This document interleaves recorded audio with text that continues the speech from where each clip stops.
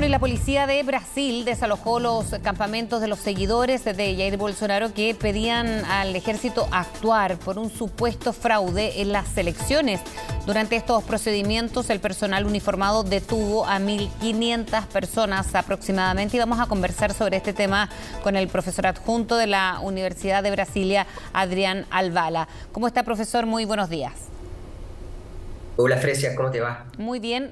Primero, en este hecho no tiene precedente, lo hemos hablado durante los últimos días, porque en Brasil ya se veía una sociedad polarizada, pero con este nivel de violencia, ¿qué tan preocupante hace este hecho en particular, profesor?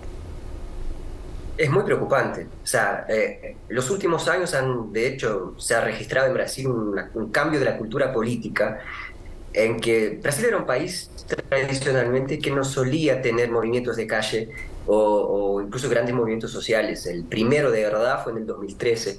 Y desde entonces la gente ha comenzado a tomar ese repertorio de poder ir a las calles.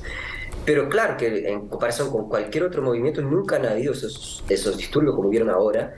Y en términos absolutos, ese movimiento ahí se aproxima o se parece a una tentativa, no necesariamente de golpe de Estado, pero de toma de poder y de intimidación del poder, porque a la diferencia del Capitolio, muchas veces se compara el Capitolio en Estados Unidos, aquí fueron atacados los tres poderes, o sea, el poder legislativo en primer lugar, después fue saqueado la casa del presidente, el Palacio Presidencial, y después el poder judicial.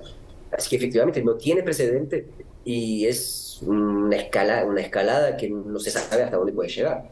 Ahora, el tema del financiamiento de estos grupos puede ser un tema a seguir, ¿no? Ahora con la investigación, con más de 1.000 personas que han sido detenidas, la investigación va a ser fundamental para poner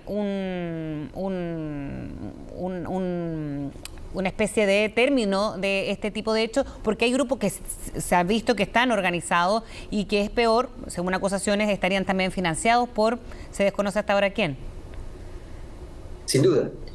Hay gente en Chile y en otros lados que han querido comparar un poco ese movimiento con el de Chile el 2019, pero la diferencia efectivamente es que este no tiene nada espontáneo. Este movimiento acá en Brasil no tiene nada espontáneo. Esa gente fueron organizadas, fueron pagadas, hay mucha gente que están siendo mantenidas de esa forma.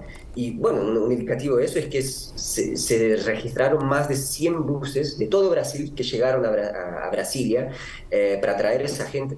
Así que efectivamente, la clave de esa cuestión es poder identificar quiénes son la gente que mantiene, que paga y que financia esos movimientos.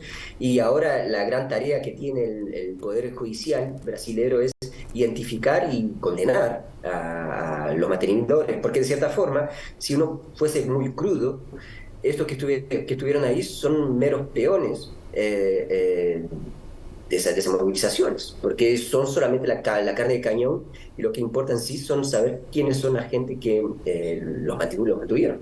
Y eso, las acusaciones podrían ir, como lo hizo el presidente Ignacio Lula da Silva, al ex mandatario en cuanto a azuzar a estos grupos, más allá de las redes que puede haber detrás de eso. Sin duda, sin duda. O sea, ese movimiento no existe si no hay tolerancia del gobierno anterior, si no hay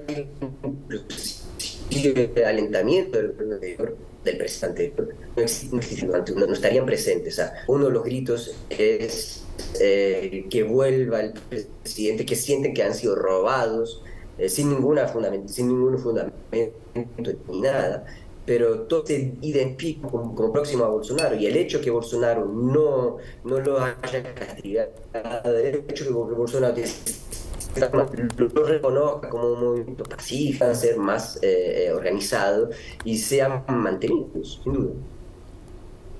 Adrián, el tema de Jair Bolsonaro en Estados Unidos, ¿cómo se puede leer? Porque él sale 2 días antes de dejar su cargo, por una parte, pero también ya se ha extendido quizás más de lo normal su estadía en el país norteamericano.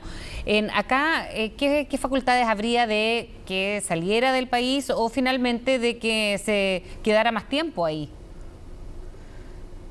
Es que el caso Adrián, muy raro, ¿no? ¿hay algún problema de audio en la comunicación? Estamos hablando con Adrián Alvala, el profesor adjunto de la Universidad de Brasilia, a esta hora para analizar lo que ha pasado en los últimos días, principalmente el domingo en la tarde, con estos grupos de bolsonaristas en los tres poderes del Estado. Ahora sí, Adrián. Nos desconectamos con Adrián Alvala a propósito de la estadía de Jair Bolsonaro en Estados Unidos, ¿no? Antes de que él dejara su cargo como mandatario. Ahora, profesor, no sé si nos escucha bien, nosotros lo vemos perfectamente. Sí, ahora sí. Yo lo escucho perfectamente. Está. Yo decía que la salida, la huida, de cierta forma, de Bolsonaro se asemeja a un abandono de cargo.